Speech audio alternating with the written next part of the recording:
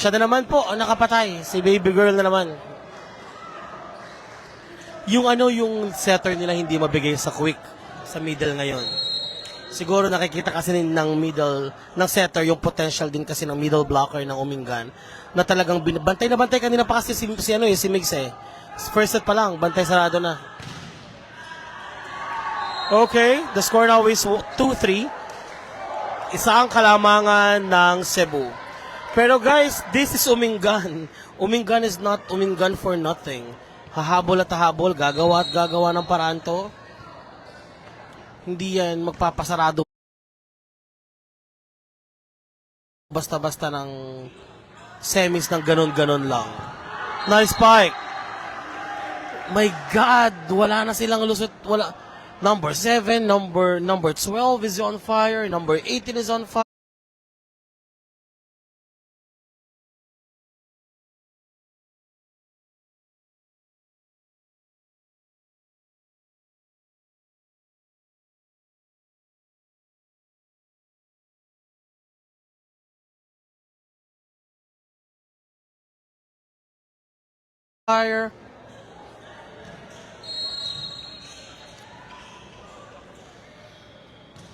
Nice drop. Alam niyo itong number 4, napakadami niyang point kanina. Nice spike again. Sino pumalo? Number 12. Ito naman, si number 12 approaching. To the libero. Husay. Okay. Point for Umingan. Itong number 10 kanina, napakadaming combination plays nito. Napakadaming combination. Pero ngayon, wala silang binibitawan na combination plays ang Umingan. Kaya siguro, feeling ko, assessment ko na rin lang. Ito sa akin lang to ha. Napagod dito sa laban ng NCR.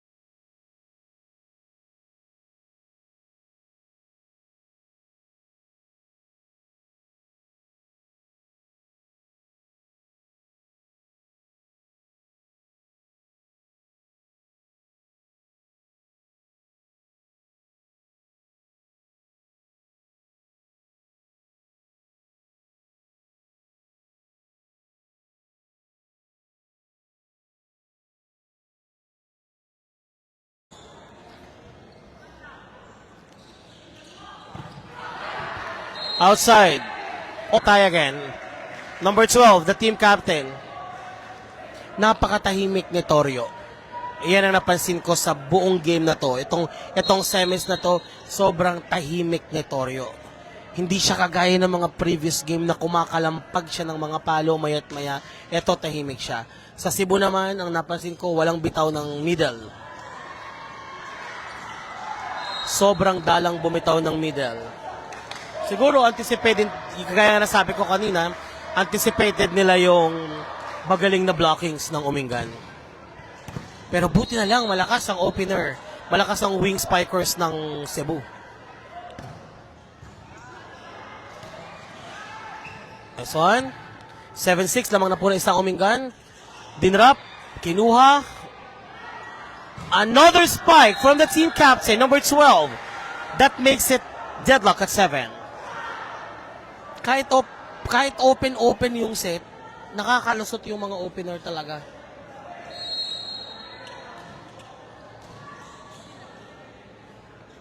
Third set na po.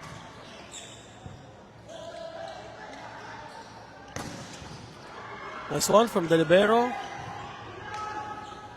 Top spin by baby girl. Nasarap na lang pala ulit ang ating Chinese doll. Ayan na naman si Baby Girl. Kay Baby Girl yan. Combination. Ooh. So number 12. Almost. Masyadong humaba yung palo. Lamang ng isang Umingan. Okay, nasa harap na po si Toryo. Tingnan natin kung gagamitin si Toryo.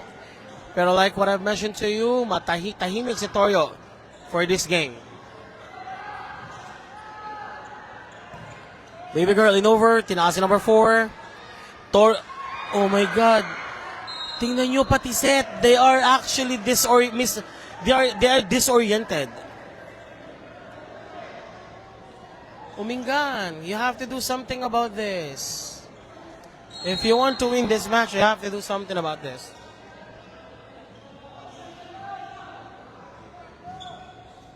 Tinaas. Toryo. Hindi pa rin nakakapatay si Toryo. Baby Girl. Kinuha ng libero. Indra ulit. Sino to? Sa middle. Nice spike by Daddy Yo. Nakapalo na po si Daddy sa middle. Hindi lang po ako makasigaw kasi marami tao sa likod.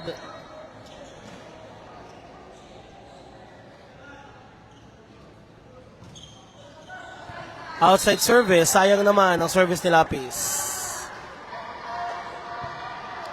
Deadlock at 9.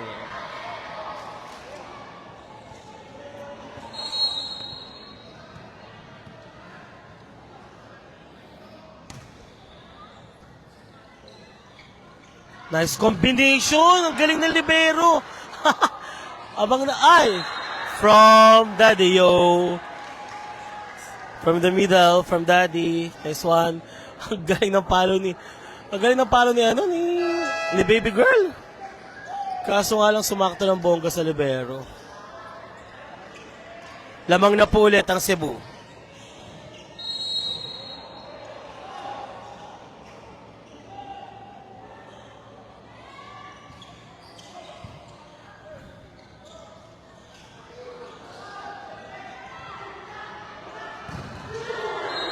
Another good spike coming from... Oh my God, dalawa na naman ang lamang ng Cebu. Pag tinuloy-tuloy natin yan guys, ay nako po. Last set na po ng Cebu. Ang score natin ay 11-9. Lamang ang Cebu ng dalawa. So kung sino man po ang manalo sa match na to, we'll definitely move on to the finals tomorrow against Region 3. So Region 3 ang kakalabanin. Tingnan natin kung sino po ang...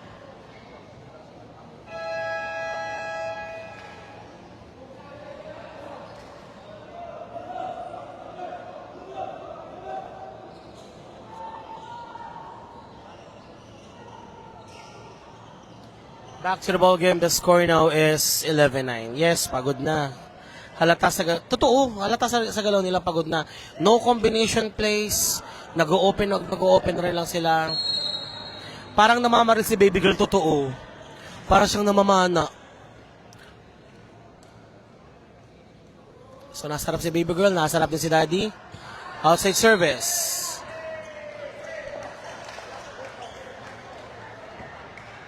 Toryo serving. Pero guys, honestly, Toryo is really so silent in this game.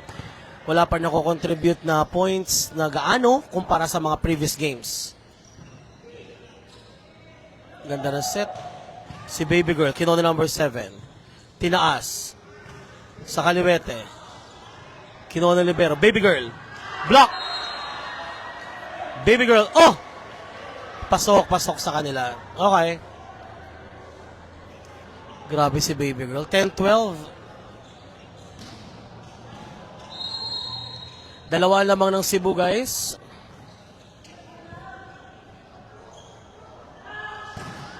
Hindi pala sa number 7. Wala. Ibang-iba ang nilalaro ng Umingan ngayon. Umingan is a total different people today.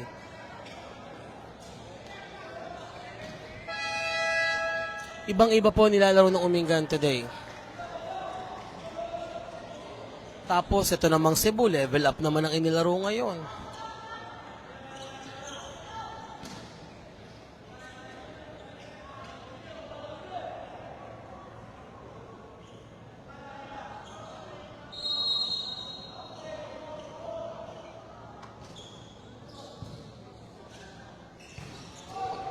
Okay? To number 12, the team captain. Kinuha ulit. Sino papalo? Number 12 again. Check. Check ball. Check ball.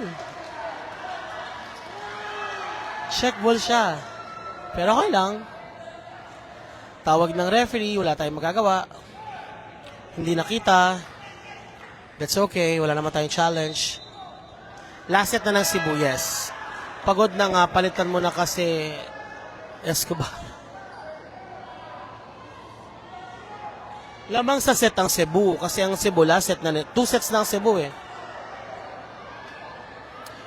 Pero in fairness naman, kung napanood nyo po kasi siya kanina, talaga pong laban na laban ng Umingan sa NCR. Kapit na kapit. Masyadong mahigpit ang laban nila kanina. Parang championship nga, nanonood kami parang championship. Labang na laban ang Umingan. Siyempre, kailangan nila may pasok sa finals. Kaso nga lang, parang isang oras, halos lang, or kalahati yung pahinga. Isang oras at kalahati lang yung pahinga, tapos laro na ulit agad. Hoy, Rex, Chef Bolin, oy. Ayan nga, na yellow card pa eh, yung ano. Minsan kasi nadadala ng emosyon yung mga bata. Wala na pong pwedeng isa for R1. Marami po. Maraming pwede. Ito nga, papalit-palit ng players ng R1 actually. Papalit-palit sila ng players. And they're trying to find the perfect, the perfect gelling ng anim.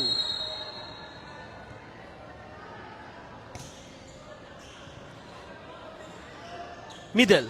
Naku po, miss set.